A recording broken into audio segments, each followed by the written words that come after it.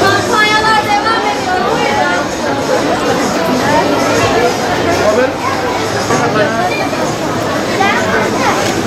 Kampanyalar devam ediyor.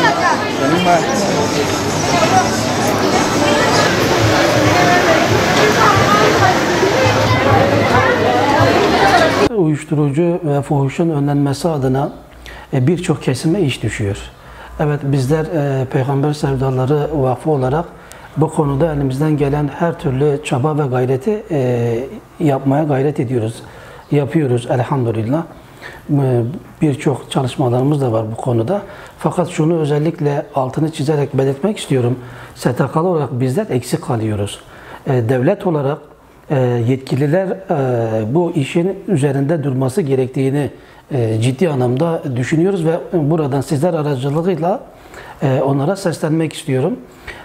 Uyuşturucu ve fuhuşun önüne geçebilme adına hem yasaların bu konuda yaptırımların olması gerekiyor, hem de uyuşturucu ve fuhuşu yapan şebekelerin, şer güçlerin üzerine gidilmesi gerektiğini, operasyonların düzenlenmesi gerektiğini, onların rahatlıkla toplumda uyuşturucu satamayacak duruma gelmeleri gerektiğini düşünüyoruz.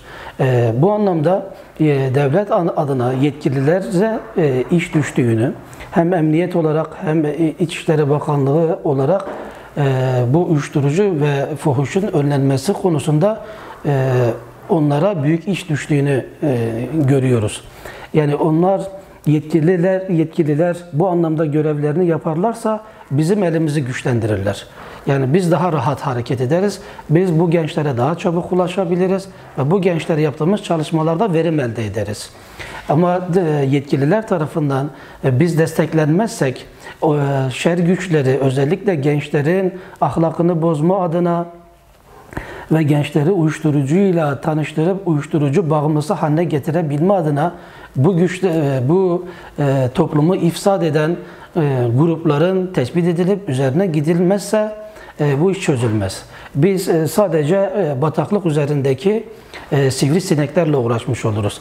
Buradan sizler aracılığıyla yetkililere sesleniyoruz. Bataklığı kurutun. Yani bataklık kurursa sivrisinek üremez. Aslında hani uyuşturucu ve fuhuşun sebepleri var. Yani şahıslar, insanlar direkt uyuşturucuyla bir kereden tanışmıyor. Uyuşturucuyla tanışabilmenin alt basamakları var. Bunlardan da biri kastettiğiniz gibi dizilerdir, televizyondur, medyadır. Yani sadece diziler değil, belki medyada bununla ilgili yazılı, görsel basındır. Bunların ortadan kaldırılması gerekir.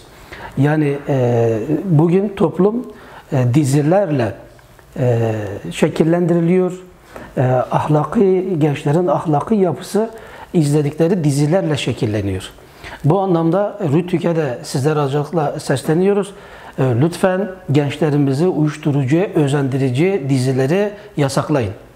Veya fuhuşa özendirici bu dizilerin ortadan kaldırılması gerektiğini sizler aracılığıyla onlara sesleniyoruz. Yani bir an önce uyuşturucu ve fuhuşa yönlendirici bu dizilerin yasaklanması gerektiğini söylüyoruz. Lütfen bir an önce bu dizileri yasaklayın, ortadan kaldırın. Şu anda Türkiye'nin ve İslam ülkelerinde üzülerek ifade ediyorum, genç nesilde Z kuşağı dediğimiz kuşak ne yazık ki İslami bir gençlikten ziyade uyuşturucuya her an her şekilde yakalanabilecek ve artık her ailede bir uyuşturucu kullanım oranına gelmiş bir seviyedeyiz. Bu çok üzücü ve acı bir olaylardır. Şu anda birçok ailende ben görüyorum, duyuyorum.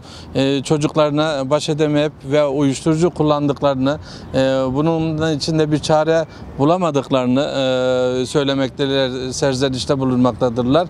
Ve özellikle de yine sokaklarda görüyoruz. Çok üzülerek ifade edeyim. Sokaklarda neredeyse fuhuşu çok açık, aleni bir şekilde yapma aşamasına gelmiştir. Bu ülkede, bu İslam ülkelerinde bunları görmediğimiz, alışık olmadığımız bir olaylardır.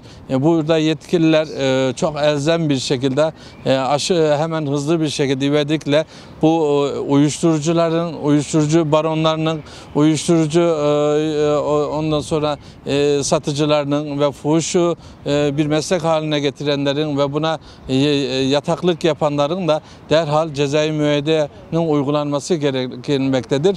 Ben şunu ifade ediyorum, terör ne kadar bu ülkeye zarar veriyorsa bu uyuşturucu da bu ülkeye o kadar büyük zarar veriyordur. Hatta ondan daha fazla zarar veriyordur. Evlerimize kadar giriyordur. Dolayısıyla da önce ahlak ve maneviyat olması lazımdır. Manevi kalkınma olmadan maddi kalkınma asla olmaz.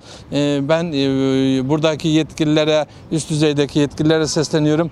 Manevi kalkınmaya daha çok önem verilmesi lazım. Manevi kalkınma olmadıkça da biz hiçbir zaman huzur ve huzurlu bir, mutlu bir aile tablosunu çizemeyiz. Az önce yani yine aslında her şey manevi kalkınmaktan geliyor. Önce ahlak ve maneviyat dememiz gerekiyor.